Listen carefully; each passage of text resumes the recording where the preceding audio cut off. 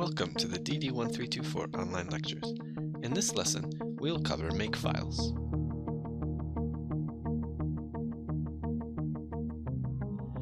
Makefiles and the Make utility are a great way to simplify compiling, especially for larger multi-file projects.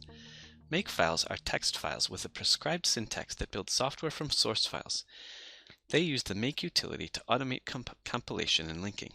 A Makefile can greatly simplify the compilation of a multi-file project. It can save time by compiling only the things that have changed, and it can help install a program on your machine. It can also provide a way to separately compile different parts of the program you've written, and it can describe the dependencies among the different files in your project. The standard way to make a Makefile is to create a text file in the folder or the directory where you have your code, and to call it Makefile with a lowercase m or with an uppercase m. The Makefile is typically placed in the same folder as the code, or in the top folder when you have a multi-file project with multiple folders. In order to run Make, you can run the Make utility by typing Make at the command line. If you've named the Makefile something other than Makefile, you can run it using the -f flag, and you can put the name of your Makefile here in place of file name. If you want to make not the entire project but just a portion of the project, you can typically use the Make utility like such.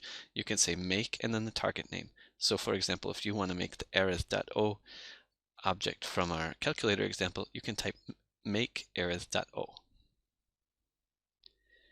If we look back to the multi-file example we had before with the calculator from the previous lessons, we can recall that we had several different source files. We had calc.c, disp.c, arith.c, and exp.c, along with their associated header files.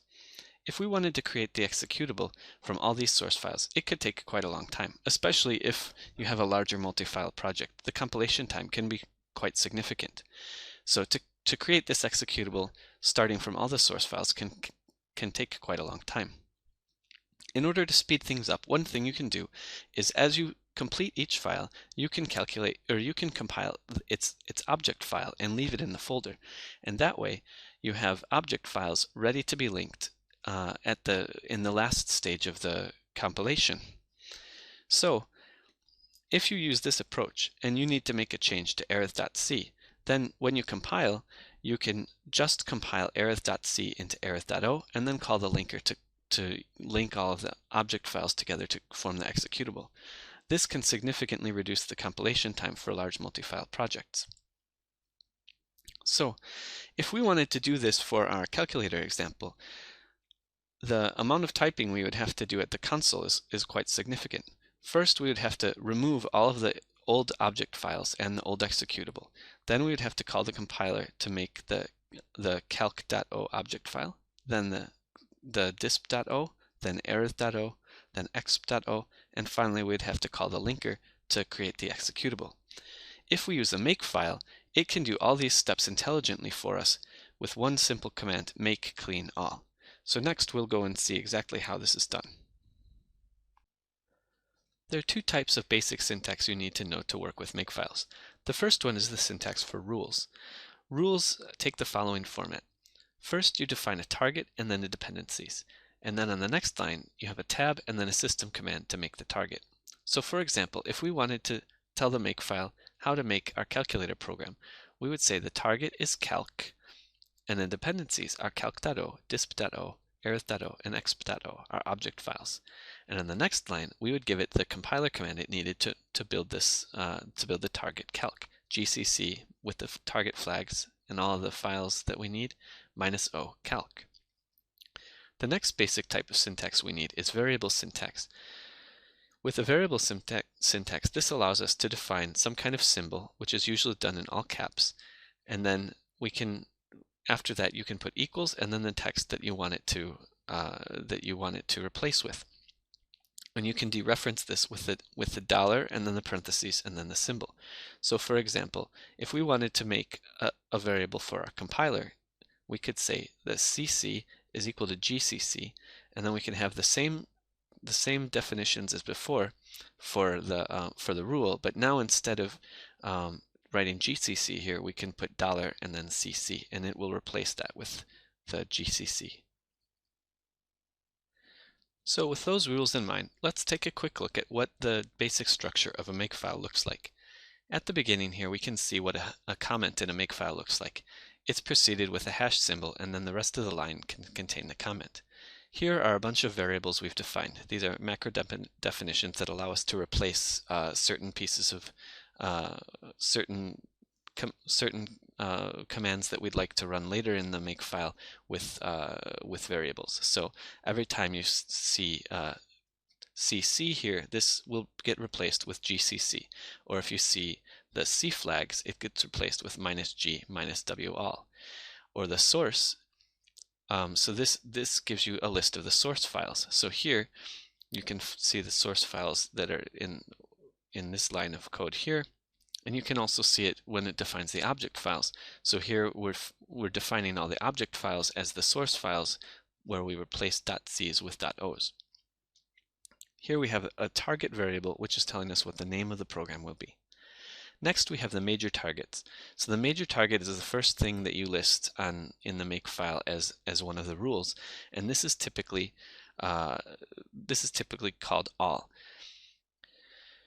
So in this makefile here, if we typed make all, it would make our program. It would make our target program, my program. Next we have the minor targets. These are the intermediate files that are necessary to generate the major targets, like the object files. And finally we have action targets. Here we can have targets like clean or install, which can perform actions instead of building. So clean, for example, removes the target files and the object files from the directory and builds them again from scratch. Well, it doesn't build them again from scratch, but it removes them so you can build them from scratch. So here's a quick summary of some of the things that you can see inside of a makefile, and we can look at this quickly before we look at a real example of how we would build an increasingly complex makefile for the calculator example we worked in the previous lessons. So first, as we saw before, we have variable assignments. A variable assignment uses the equal operator, and here on the left you have the symbol, and on the right you have the variable, or the text you want it assigned to. So you can replace $ of CC with GCC using this. Comments in Makefiles use the hash to denote the comment. You can put a minus prefix in before any command in order to ignore errors from that command, and you can put an @ prefix in front of a command in order to not print the text of the command to the terminal. You can also do substitutions. So here in our source files, we can replace all the .c's in our source files with .o's. So for example, foo.c can be replaced with foo.o. When we look down at the syntax for rules, where we have targets on the left and dependencies on the right, there's a couple shortcuts you can use to talk about different parts of this rule syntax. The $@ is referring to the target, out.o. $left brace is talking about the first prerequisite, source.c, and $up is referring to all the prerequisites, source.c and source.h. So now let's go back to our calculator example, and let's look and see how we can build a makefile so we can simplify the compiling process for this multi-file project. So first, let's just remind ourselves what's inside of the folder. We have arith.c, arith.h, calc.c, calc.h, disp.c, disp.h, exp.c, exp.h, and we also had that other file, geo.c, which we won't be using in this example. We also have a makefile which is currently empty, so now we can go and switch to our code editor, and we can start to work on that makefile. So we can start with a very simple version. So first we have to remember the syntax. We have targets and then dependencies, and then we put a tab and then the system command. So our first target will be all, and that will have the calc executable. And then our next target will have calc, and the dependencies for calc will be calc.o, disp.o, arith.o, and exp.o. And the way we build that is to use the linker, so gcc -w all calc.o, disp.o, arith.o, exp.o, minus o, calc. And now we need to define tell the compiler how to make all of these other dependencies. So calc.o, it needs calc.c.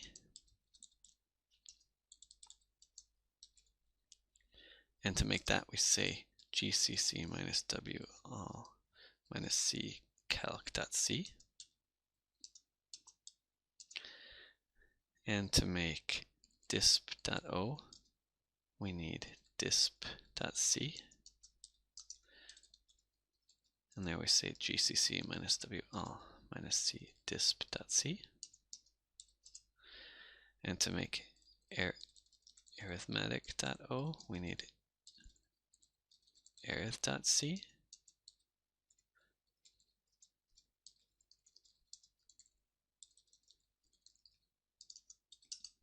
And to make exp.o, we need exp.c.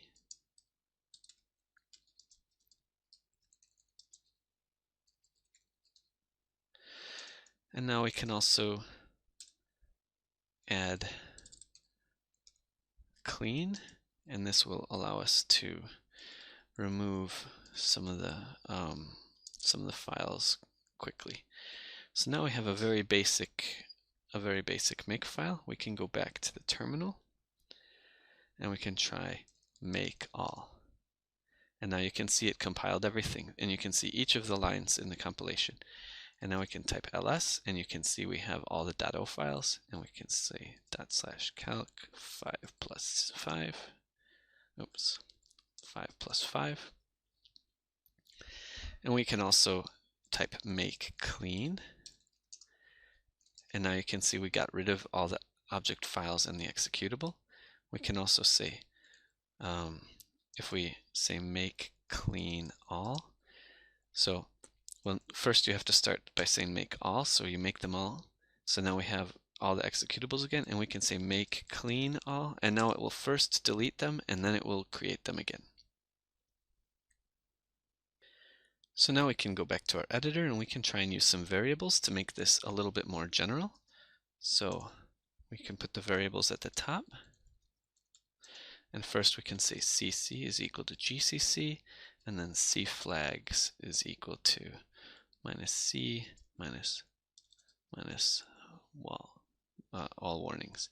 And then everywhere where we see gcc, we can replace this with $cc.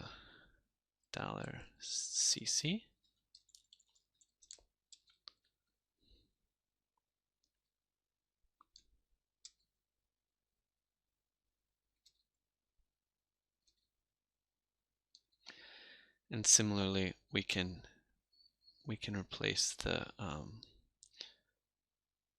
minus wall minus c with $c flags.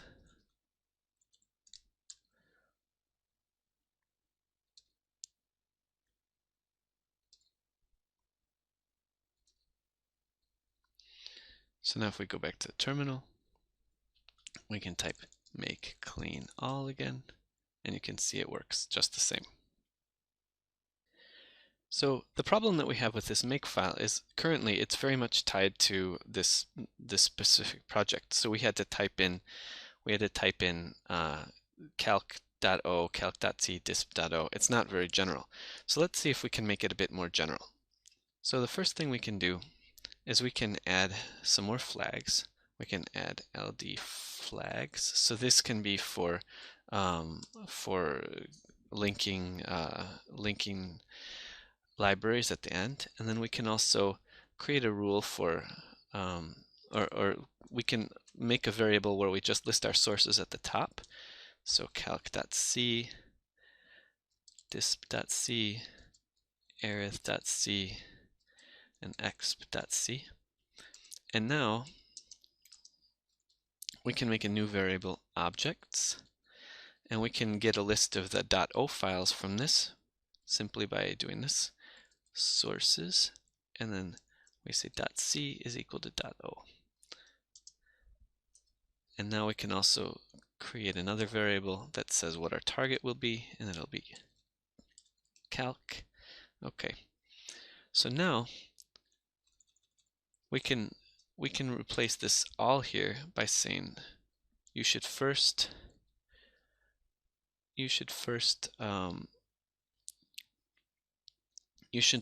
build everything in the sources, and then you should build the target. And now this calc line here was our target before, so we can redefine that in a more general way. We can say target, and we can give it our list of objects. Oops. And then we can say CC. We can put the library flags.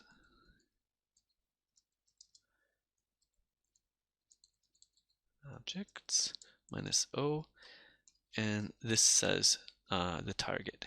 So that's a shorthand for the target. And so now we can get rid of this line. And now we have all of these .o lines. So we can also replace those with a single line that's much more general. So here you can say .c.o. So this basically replaces the calc.c and calc.o's, or all the .c's and .o's for these dependencies. Now we can say cc,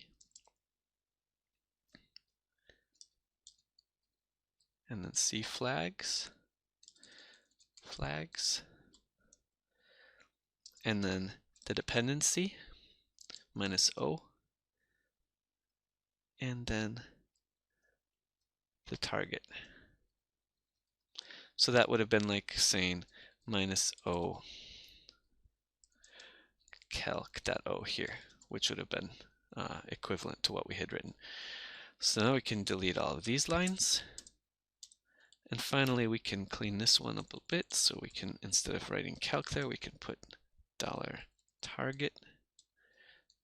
And now we've got a pretty nice general Makefile. So we can go back to the terminal, and we can type once again make clean all.